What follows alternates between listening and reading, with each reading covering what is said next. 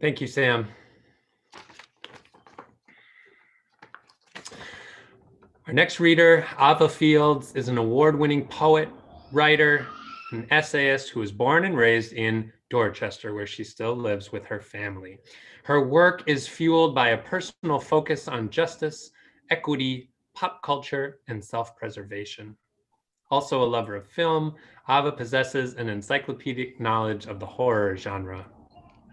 In the last 3 years, she has been published in 2 editions of Right on the Dot, read at several events, and self-published her first multi-genre collection at the end of 2019. Her forthcoming poetry collection, titled Repeat After Me, will be released this December. And I've been adding the links to these authors' websites in the comments under the video. You can find them there. I will also add the link to Ava's first collection and a link to our Write Local page, where we are posting the links of publications by writers from Dorchester and writers from UMass Boston MFA. So please check those out and help us update that. Please welcome Ava. Thank you. Thanks. So I guess I'll do my writing prompt first. As my writing prompt is just what inspires you about chaos. A lot of my writing I use to deal with what's going on. So for me, it's actually kind of like a fuel and inspiration. And I think for a lot of people, that could be a good area to like tap into for writing.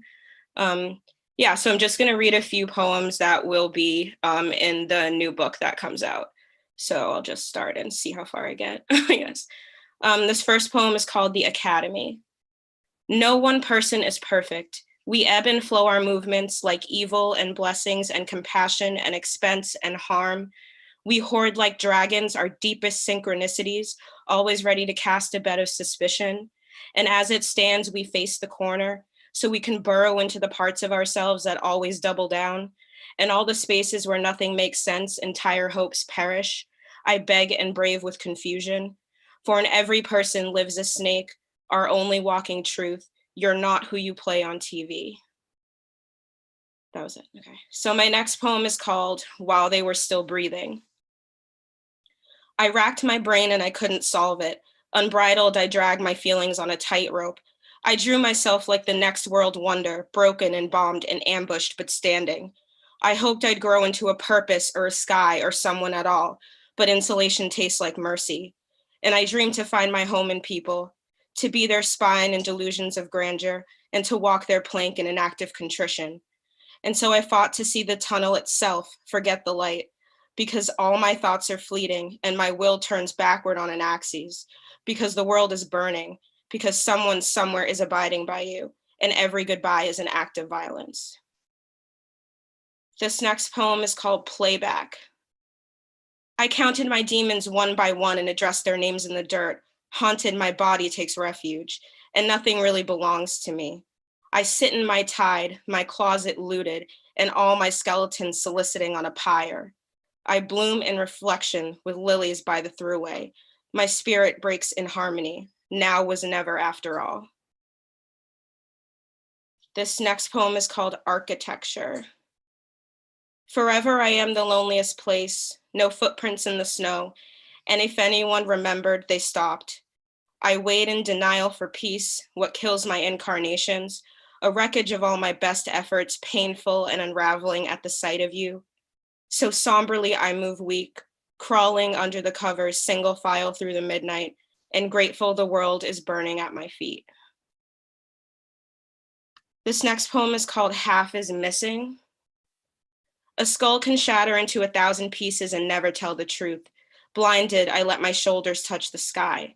There's 8, maybe 7, maybe 10 of me, glowing like mad for something I only saw once. I am the nightmare, the core moving, the insidious background, like paper whipping through the dusk. I try to identify the voices on the back of my neck, the worry and the weight all tied up in ransom. So I leave myself in an orchard where everything gets torched, ashes to palms, the first good night, and I'm encrypted again for no reason. This next poem is called The Void. Crawling to the door with my teeth, I am besotted. I am tested and trailed by envy. I want nothing more than forgiveness, a physiological ripcord. But memory is immortal, branded to the skin. And so to forget, I simply remember. This last poem is called In the Days That Followed. They say your first love should be a guillotine, a swift indoctrination, and maybe revolutions are built on bodies. Maybe streets flow with dissension and glass, and the lucky ones watch from their porch. So we board up our doorways and falter, collecting the universe in spades.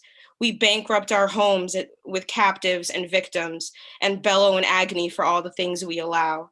We do lines of indignance without remorse, settling for a rapture, reigning with peace. I move like honey, covering my path in all the red flags. I think of the start, all the visions of prey making their escape, of the children in cages, of the crossfire in the boardrooms, of the acute death of process. We only break for ourselves because trust grieves in your bones and our wings are melting in the sun. That's it.